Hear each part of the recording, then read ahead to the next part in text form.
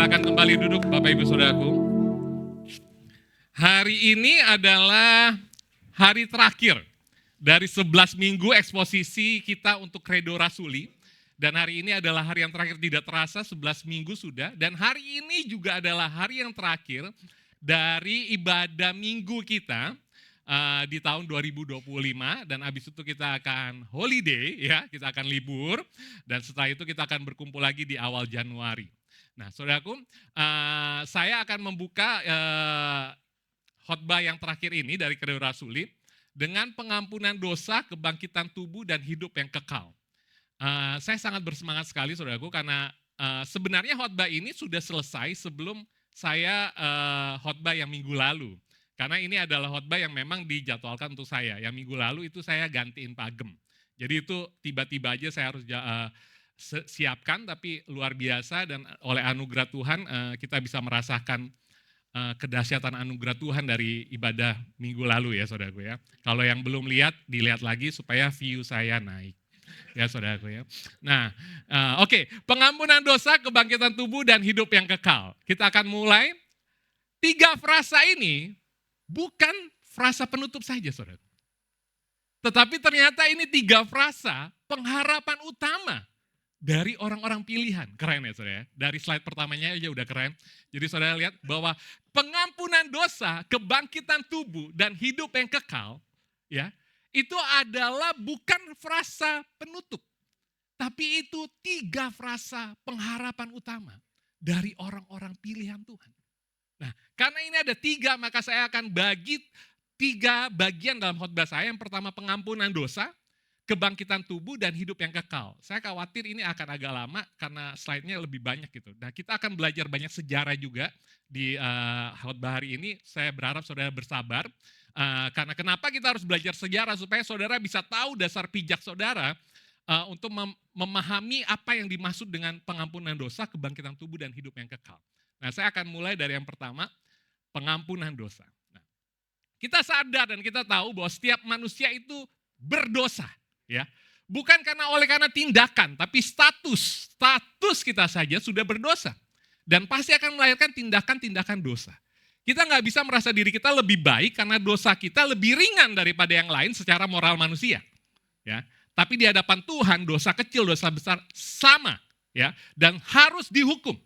Nah, jadi pengharapan yang pertama dari orang-orang pilihan Allah adalah pengampunan dosa. Nah, pengampunan dosa ini apa, saudaraku? Pengampunan dosa ini diberikan bukan pahala. Oke. Bukan pahala atas perbuatan baik kita, kehidupan kudus kita, atau bahkan persembahan hidup kita. Jadi banyak orang berpikir dalam agama, di semua agama, bahwa saat kita melakukan yang baik, mudah-mudahan kita akan diampuni dosanya. Saat kita melayani Tuhan rajin, mudah-mudahan dosa kita akan diampuni. Tapi pengampunan dosa ini itu ternyata bukan pahala. Tapi apa, saudaraku? Tetapi pengampunan dosa adalah anugerah iman. Ya. Pistis, diberikan pada kita. Jadi orang yang diampuni itu sudah pasti karena diberikan. Orang yang diampuni dosanya sudah pasti akan hidup dalam pertobatan. Setiap saat. Ini sudah pasti. Nah, ini ayatnya. 1 Korintus 6 ayat 20. Kita baca sama-sama 1, 2, 3. Sebab kamu telah diberi dan harganya telah lunas dibayar. Karena itu muliakanlah Allah dengan tubuhmu. Oke?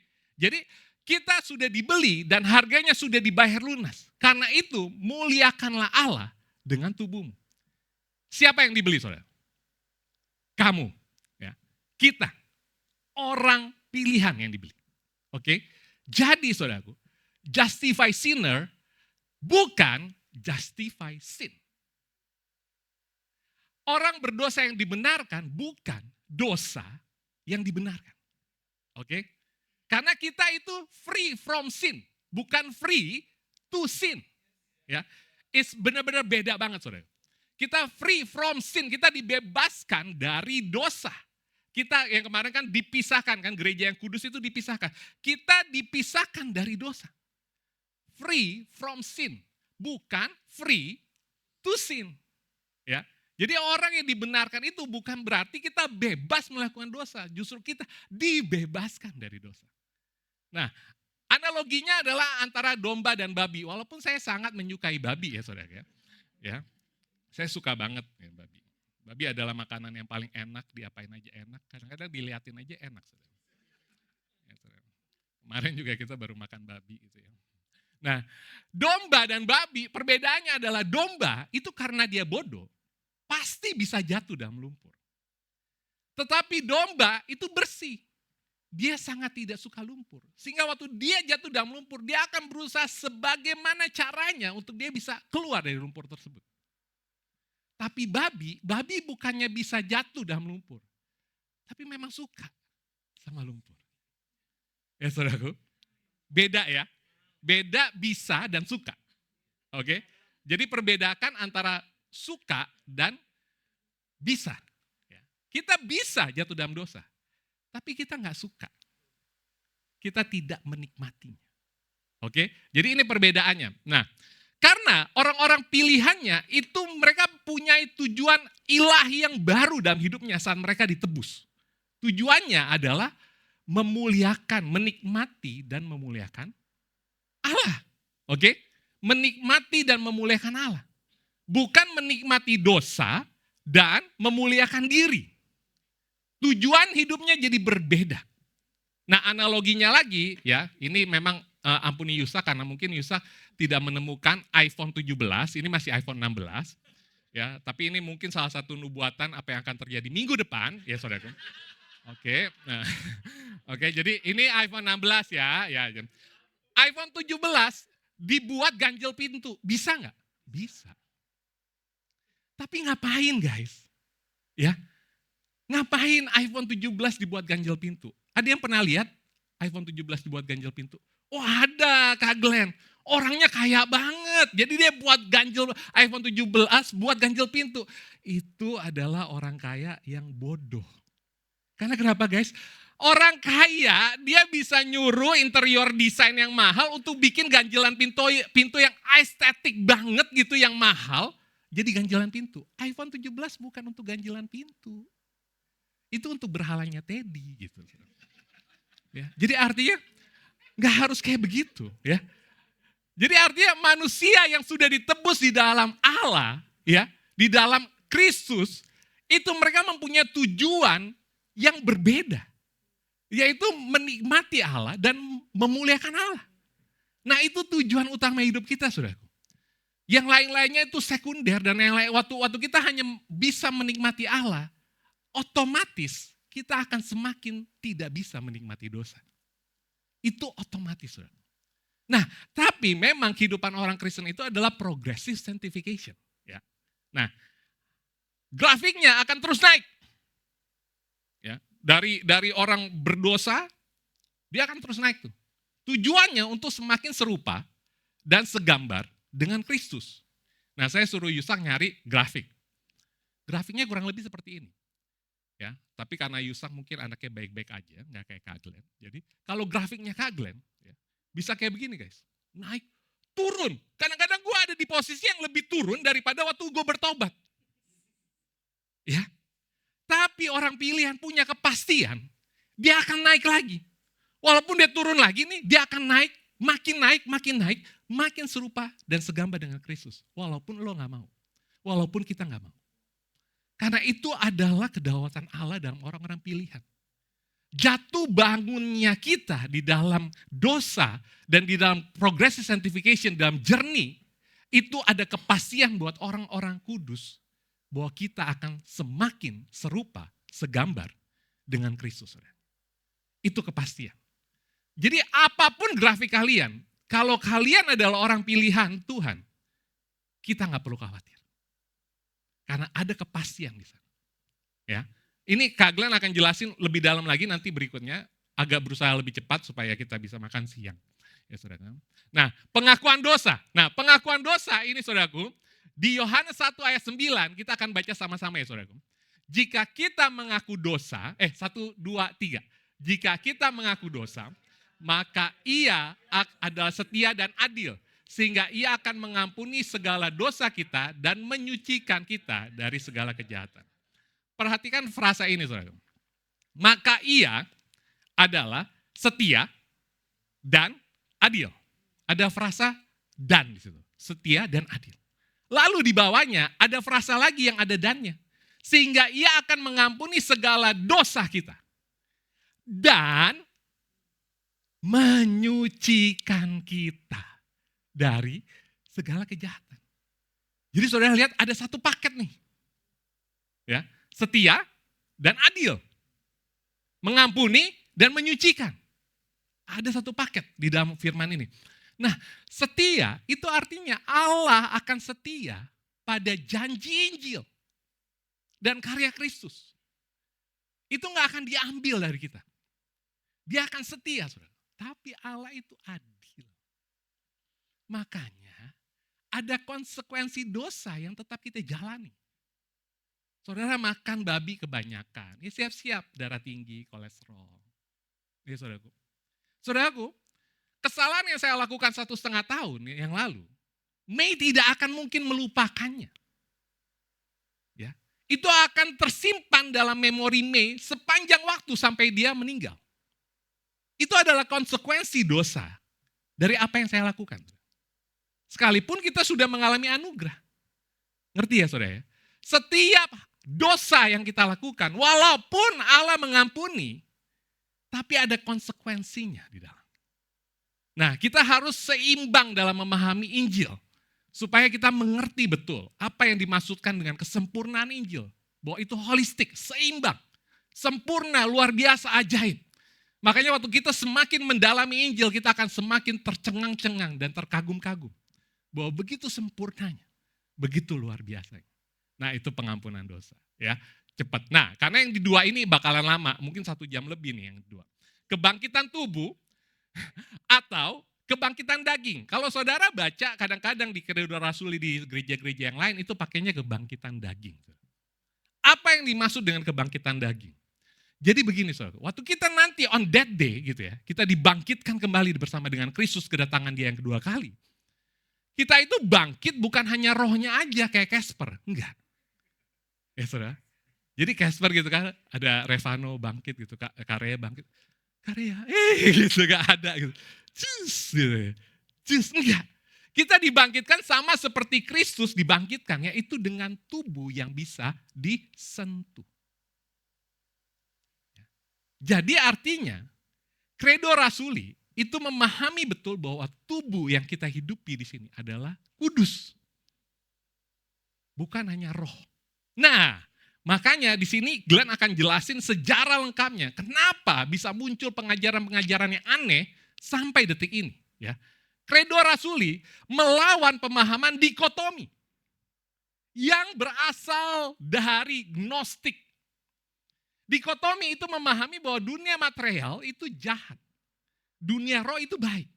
That's why makanya banyak nih orang yang di gereja berusaha tampil kudus. Nggak boleh ketahuan kalau dosa-dosanya yang tersembunyi itu nggak boleh ketahuan.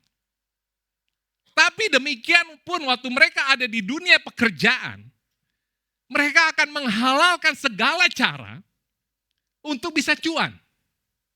Untuk bisa naik pangkat, untuk bisa naik karir. Nah, paham-paham ini saudaraku secara nggak sadar orang Kristen sedang menganut sebuah paham Gnostik. Sebuah aliran yang sesat memang dari dulu. Nah saudara nggak paham kan, tapi kan kadang-kadang kita ke bawah-bawah kan.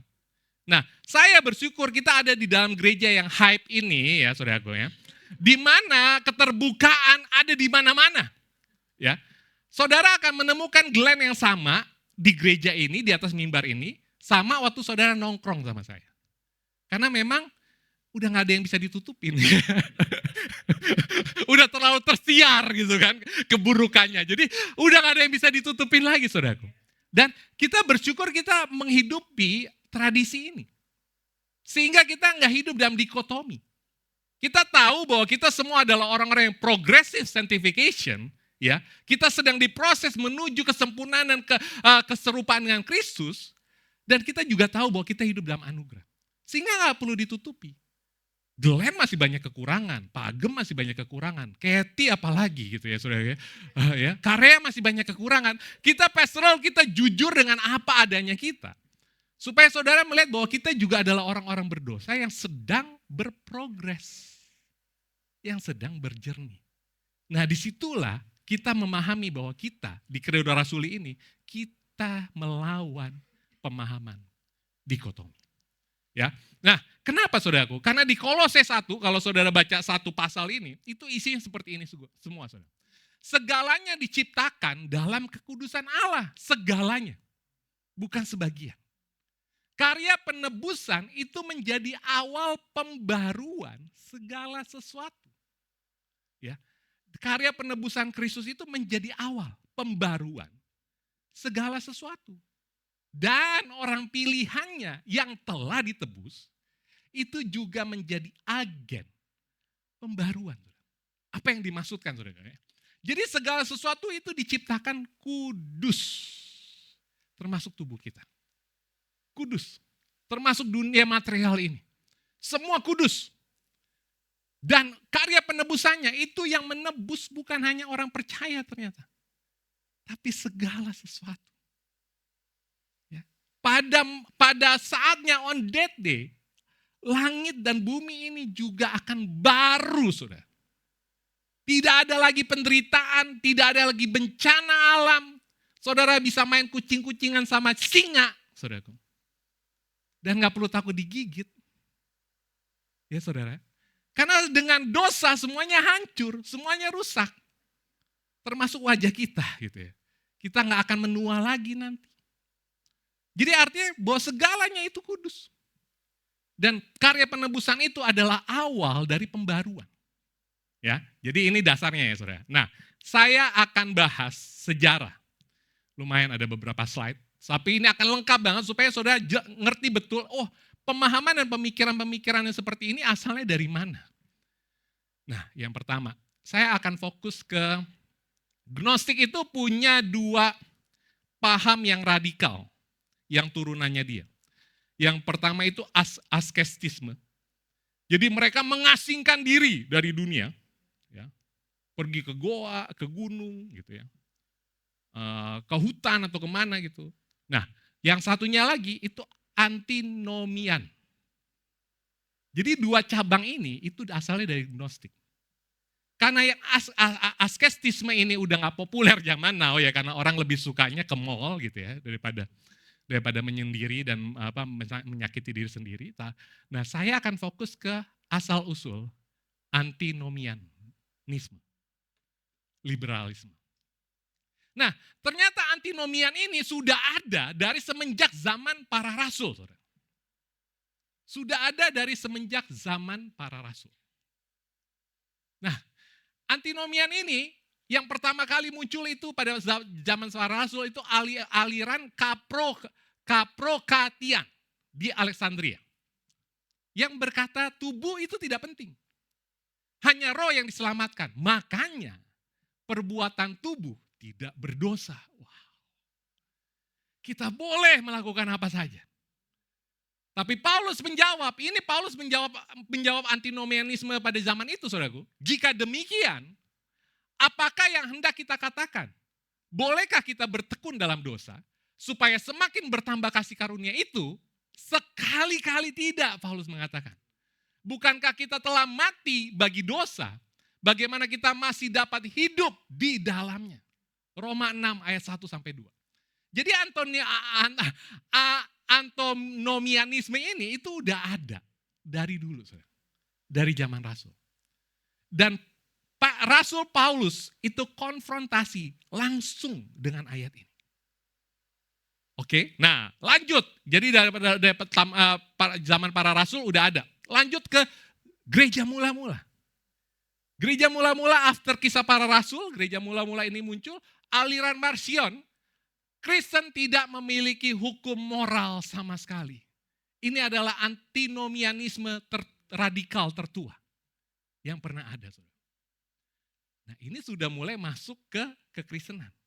Jadi sebenarnya antinomianisme ini itu di dalam kekristenan. Ya. Ini mereka berkata bahwa Kristen tidak memiliki hukum moral sama sekali. Padahal kalau saudara mau tahu, moral itu adalah ujung-ujungnya itu Allah sendiri.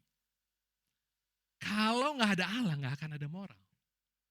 Ujung dari moral ini semua yang ada di muka bumi itu ujungnya Allah sendiri. Nah, sekte Manikean ini berkata tindakan tubuh tidak penting. Keselamatan hanya rohani. Sehingga perilaku moral tidak penting. Hukum moral tidak mengikat. Wow. Lanjut ya ke abad pertengahan. Abad pertengahan ini pada saat apa saudara? Abad 5 sampai 15. Ya, abad 5 sampai 15. Gerakan mistik ekstrim muncul yang berkata seperti ini, hubungan langsung dengan Allah. Wah, ini keren nih, ya.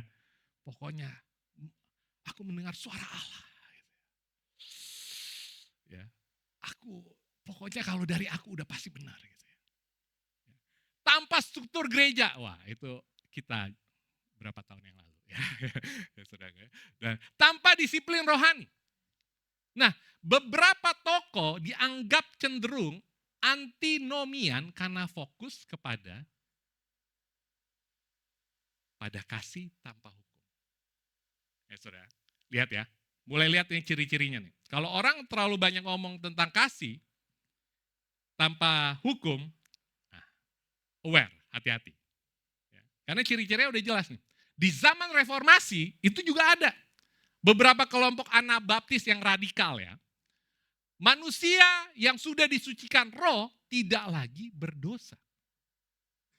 Hukum moral tidak berlaku bagi yang sudah sempurna. Wah, ini mulai kedengeran mirip-mirip kayak aliran apa nih zaman ini kan. Sudah mulai kedengeran. Nah, di Lutheran, di zaman Lutheran, ini muncul tokoh yang bernama Johannes Agricola. Siapa Johannes Agricola ini? Ternyata dia adalah murid langsungnya Martin Luther. Ya, saudara. Nah, dia berkata seperti ini, orang Kristen tidak perlu hukum moral sama sekali. Injil saja yang perlu, bukan Taurat. Wow. Ya, lihat ya. Pertobatan bukan menaati hukum Tuhan. Wah, ini kita mulai seru nih. Nah, Martin Luther langsung berdiri dan dia melawan Johannes Agricola melalui antinomian disputation. Apa itu antinomian disputation? Ini debat akademis terbuka selama 1 tahun penuh. Johannes Agricola dengan pengikutnya dan Martin Luther berdebat akademis. Banyak kan orang Kristen sekarang, nggak usah debat lah, itu nggak penting. Enggak, saudaraku. Saudara harus tahu bahwa bapak-bapak gereja kita dulu mereka berdebat untuk mempertahankan doktrin-doktrin penting di dalam kekristenan sehingga tetap terjaga seperti saat ini. Kalau kita bisa tidak berani untuk berdiri dan berdebat secara akademis ya, bukan kusir. Jadi kalau kita nggak berani berdiri seperti mereka, maka akan banyak penyimpangan-penyimpangan dan penyesatan-penyesatan yang semakin kacau. Tuhan pakai juga debat untuk menjaga doktrin-doktrin yang utuh itu tetap sehat dan teguh.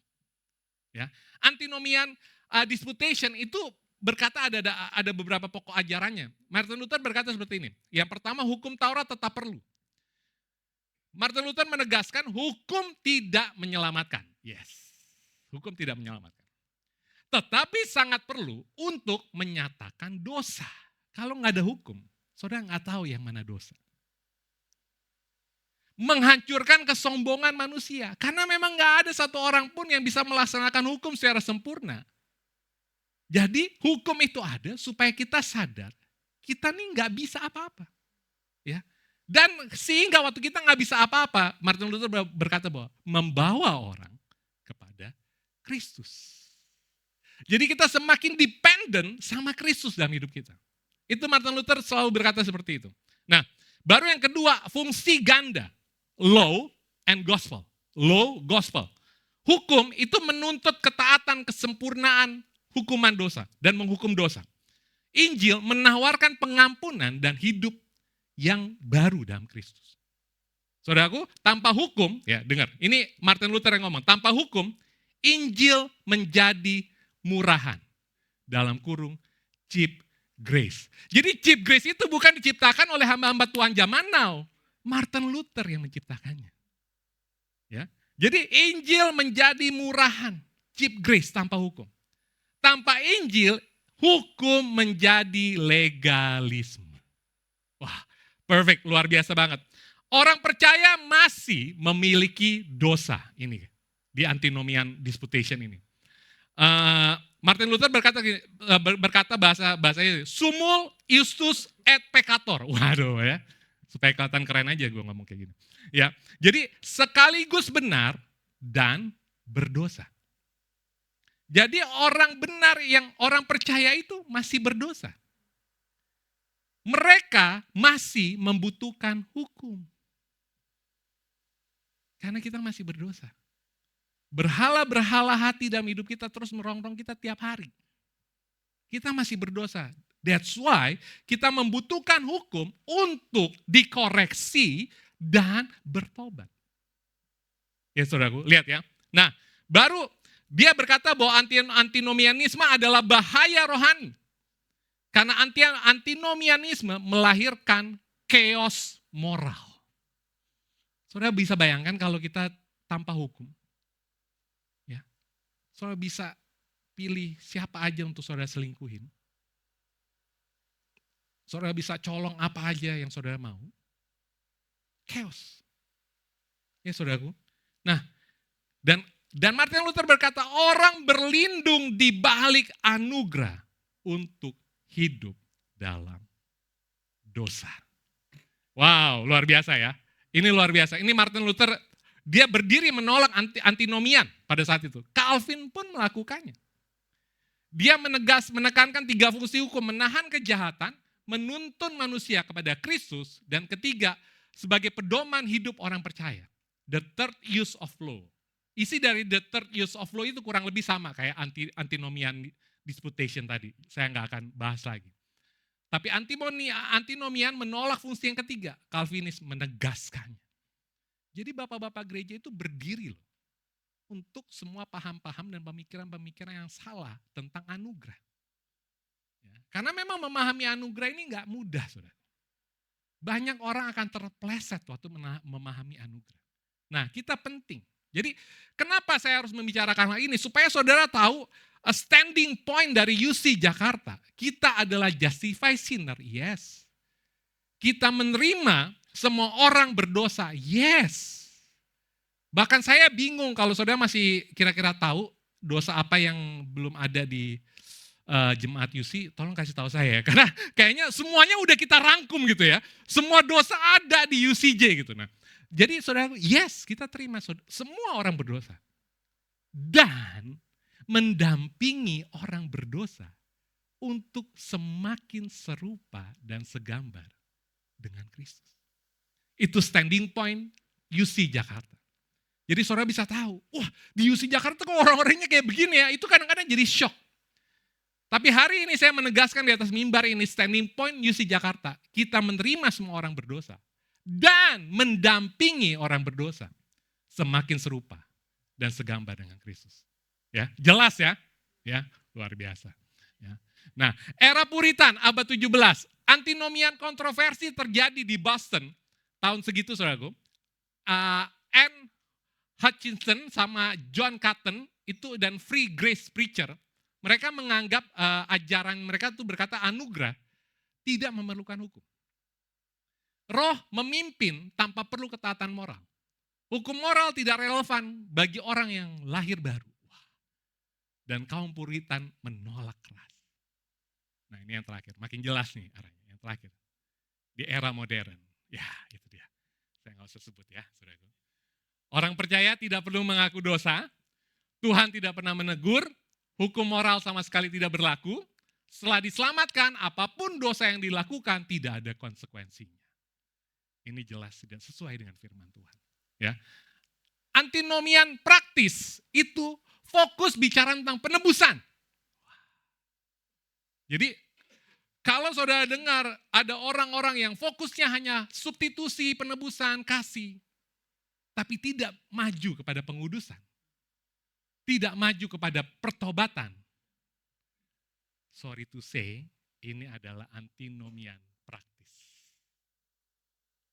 Kita harus seimbang dalam membicarakan penebusan, dalam membicarakan substitusi, dan pengudusan. Saudara. Harus seimbang. Karena itulah yang terjadi dalam diri orang-orang pilihan Tuhan. Nanti di belakang akan lebih dijelasin lagi nih. Nah, dan ini saudaraku, ini bukan hanya salah. Ini bukan hanya salah. Bapak-bapak gereja menyatakan gnostik adalah bidat terbesar. Wow, ini bukan hanya salah.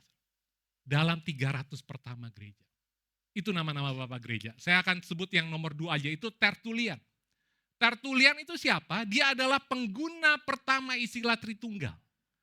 Jadi Tritunggal itu enggak ada di Alkitab kan? Tapi Tertulian lah yang merampungkannya dan membuat istilah Tritunggal.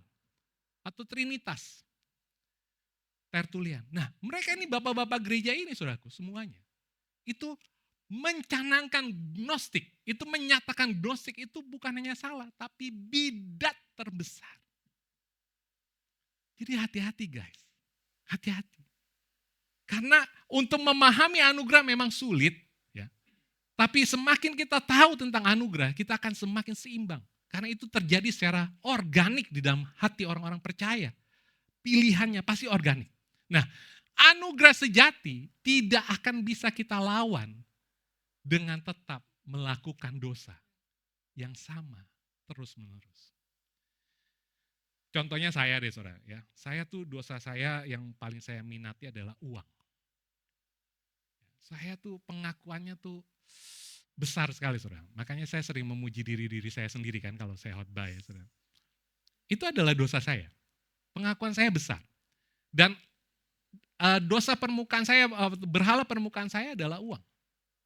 Sehingga seumur hidup saya selalu mengejar uang supaya saya diakui. Nah, bagi saya untuk bisa beli mobil baru, itu adalah keharusan. Ya. Ada duit sedikit aja yang penting cukup buat DP, saya akan beli mobil baru. Karena penampilan. Kalau turun dari mobil keren tuh beda rasanya. Saudaraku, saya aneh 1 tahun terakhir ini saya betah naik Agya. Saudara. Itu bukan saya banget. Saudara mau jujur, kadang-kadang saya malu untuk turun dari Agya. Dan saya tahu itu dosa. Itu kejujuran dari hati saya. Walaupun nih, saya udah punya DP nih sekarang nih untuk beli mobil baru. Enggak aja gitu. Ya. Enggak jadi aja terus. Karena saya merasa itu bukan prioritas lagi buat diri saya. Nah, ini anugerah sejati, itu pasti akan membuat saudara tidak akan jatuh lagi dosa yang sama terus-menerus saudara. Itu pasti. Karena dia adalah holistik. Dia bukan hanya menebus, dia bukan hanya mengampuni. Tapi dia juga menguduskan kita dalam anugerah. Nah, kalau saya selalu bilang 100% anugerah, 100% anugerah. Nah, sekarang saya akan buat siklusnya nih, ini keren. Ya, saudara. Siklusnya seperti ini. Awalnya itu 100 anugerah. 100% anugerah. Nah, 100% anugerah akan memampukan orang berdosa. Ya, saudara. Yang akan menghasilkan 100% tindakan manusia. Oke. Jadi artinya ini bukan 50-50. 50 anugerah, 50 respon kita, tidak. Tapi ini adalah 100-100. 100% anugerah yang memampukan kita melahirkan tindakan 100% manusia yang menghasilkan buah. Sehingga itu akan menghasilkan sikap hati yang solideo gloria. Kalau misalnya 50-50, yang jadi adalah soli duo gloria. Kemuliaan bagi dua, ya dong, ya kan? Ya kan saudaraku? Dan itu yang sering terjadi kan, kalau kita tidak memahami anugerah yang sejati. Kita akan membanding-bandingkan diri kita sama orang lain. Ah, dia sih gak taat, dia sih gak disiplin gitu kan. Tapi kalau kita memahami, nah poin yang terpenting adalah di mana kita harus meletakkan poin yang terpenting, ya di 100% anugerahnya yang awal. Bukan di 100% tindakan manusianya. Karena 100% tindakan manusia tidak akan pernah berhasil tanpa 100% anugerah. Ya saudaraku. Jadi itu ya saudara. Jadi kita harus tetap fokus kepada 100% anugerah. Nah, ini saudara, jika kita masih terus-menerus melakukan dosa yang sama, bisa jadi kita hanya berpikir dan kita hanya merasa kalau kita sudah menerima anugerah sejati. Ya, saudaraku. Yang ngomong ini bukan saya, saudara, tapi A.W. Tozer. Dia berkata, if grace never changed us, perhaps we have never truly been touched by grace. Yang artinya diharapkan jangan keluar masuk ruang ibadah saat ibadah sedang berlangsung, saudara. Ya, saudara. Ya. Jadi kalau kasih karunia nggak pernah mengubahkan kita, bisa jadi kita nggak pernah benar-benar terjamah oleh kasih karunia. Wow. Karena anugerah sejati itu bukan hanya mengampuni, tapi mengubahkan.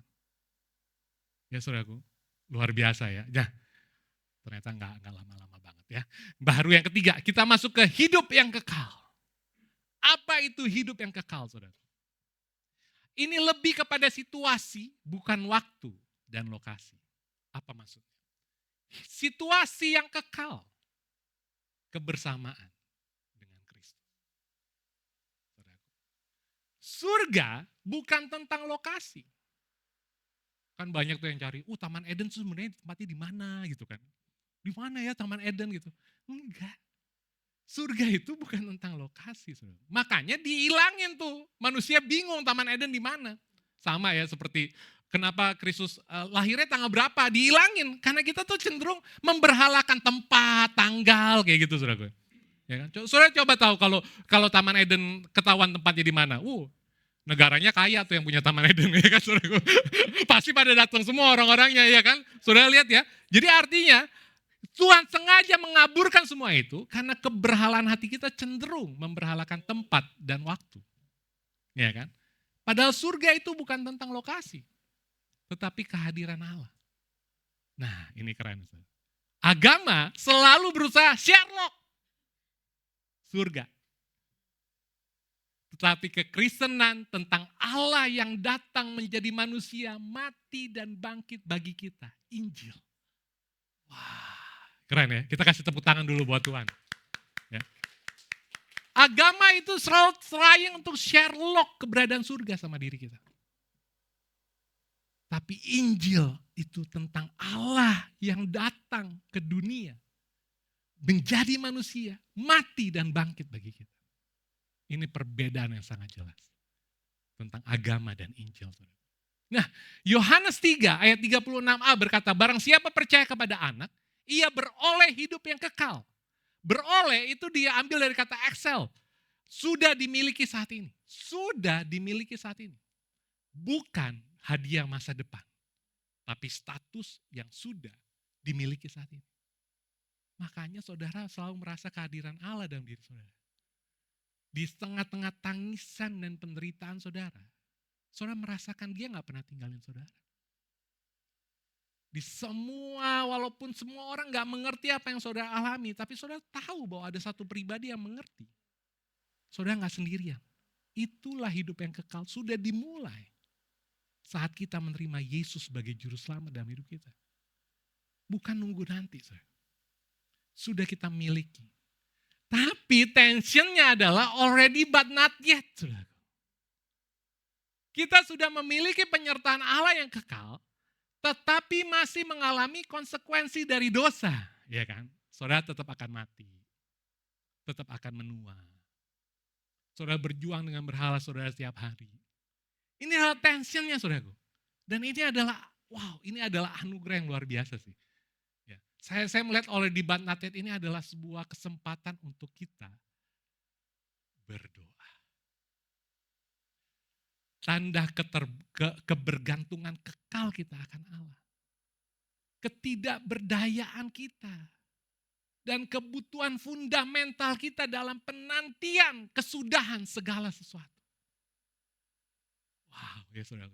Jadi kita jangan terlalu merintihi oleh nikmat ini, saudara. Tapi ini adalah kenikmatan di mana kita bisa terus bergantung kepada Allah sepenuhnya melalui doa kita. Orang-orang percaya hidup dalam kehidupan doa yang terus menerus, saudara. Kita nggak perlu bikin doa semalaman suntuk bersama atau enggak, saudara. Tapi every day, setiap saat, setiap detik, hati kita tuh selalu terkonek sama Allah. Saudara terus diingetin, Glenn lo salah nih buat ini nih, lo harusnya gak boleh kayak gini nih. Iya Tuhan minta maaf, mampukan gue Tuhan, gue mau gini boleh gak gini-gini. Ya. Selalu ada terkoneksi yang terus menerus, everyday, 24 jam. Bahkan waktu kita tertidur, kita bisa memahami bahwa Allah tetap terkoneksi dalam diri kita. Itu adalah hal yang luar biasa. Saudara. Karena kenapa? Karena Roh Kudus adalah Allah sendiri yang hidup di dalam kita. Wow. Saudara, kalau ada Allah sendiri yang hidup dalam diri kita, saudara gak bisa lawan. Saudara gak bisa lawan dengan tetap mengikuti kehendakmu sendiri, gak bisa. Siapa yang lebih kuat? Kita atau Allah? Kita gak akan bisa lawan dia. Karena Roh Kudus memateraikan dalam diri kita bahwa kita adalah milik Allah. Kita milik Allah. Dan dia akan memastikan ini adalah kepunyaan Allah dan engkau akan berending menjadi kepunyaan Allah. Tidak akan pernah kulepaskan. Ya kan? Makanya apa yang bisa menjauhkan kita dari kasih Allah? Tidak ada. Malaikat-malaikat semua roh-roh nggak ada, saudaraku. Nggak ada yang bisa menjauhkan kita dari kasih Allah. Nah, ini udah selesai nih saudaraku. Tapi kemarin waktu saya nongkrong sama Mario, Marco, dan Nio, mereka ingetin ada amin Kak, gitu. Oh iya ada amin ya. Amin harus dibahas nih. Ya, makanya terakhir saya masukin amin walaupun cuma satu slide ya saudara. Ada aminnya saudara ya kan. Penting nih amin. Nah akhirnya yang terakhir nih amin. Ya, jadi Dave udah boleh naik. Nah, amin. Amin yang pertama artinya iman yang bersandar pada janji Allah. Bukan pada perasaan atau hasil yang diharapkan. Jadi saat saudara berdoa minta sesuatu gitu. Kalau saudara mengharapkan itu terjadi sesuai harapan saudara, jangan pakai amin. Ya kan? Karena amin itu seintinya adalah iman yang bersandar pada janji Allah, bukan pada perasaan atau hasil yang diharapkan. Amin itu berarti Tuhan bukan kehendakku, tetapi kehendakmu yang jadi. Setiap hasil doa pasti untuk kemuliaan Allah, bukan untuk kemuliaan kita. Allah berdaulat atas doa. Bukan Tuhan pasti mengabulkan, bukan. Tapi Tuhan setia meski jawabannya berbeda. Luar biasa. Amin berarti semua janji Allah sudah digenapi dalam Kristus. Apa lagi yang kita butuhkan? Karena di atas salib, Kristus yang kudus dan mampu menjadi dosa dan tak berdaya. Agar kita yang berdosa dan tak berdaya dibenarkan dan dimampukan. Di atas salib, Kristus sang hakim terhukum. Agar kita yang terus-menerus merasa dihakimi, dapat merasakan kebebasan sejati dari setiap tuduhan dosa yang kita alami. Karena kita sudah dibayar lunas. Di atas salib, Kristus menggenapi janjinya yang adil dan kasih. Agar kita yang selalu ingkar janji, kita selalu ingkar janji. Dimampukan untuk hidup dalam keadilan dan kasihnya. Siapa yang bisa adil? Nggak ada. Siapa yang bisa merasakan kasih yang setia? Kasih yang sejati dalam diri? Nggak ada. Tapi oleh karena dia mati buat kita, kita dimampukan untuk bisa berlaku adil. Di atas salib, Kristus tidak gagal. Dan tidak akan pernah gagal, saudara. Agar kita yang selalu gagal, beroleh kepastian kekal. Di atas salib, Kristus mati. Agar kita yang mati, dibangkitkan bersama-sama dengan Dia. Ini adalah janji yang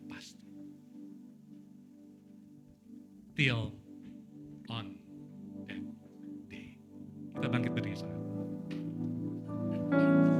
On that day, we will see you shining brighter than the sun. On that day, we will know you as we lift our voices one. Till that day, we will praise you for your never-ending grace, and we will keep on singing on that glorious day.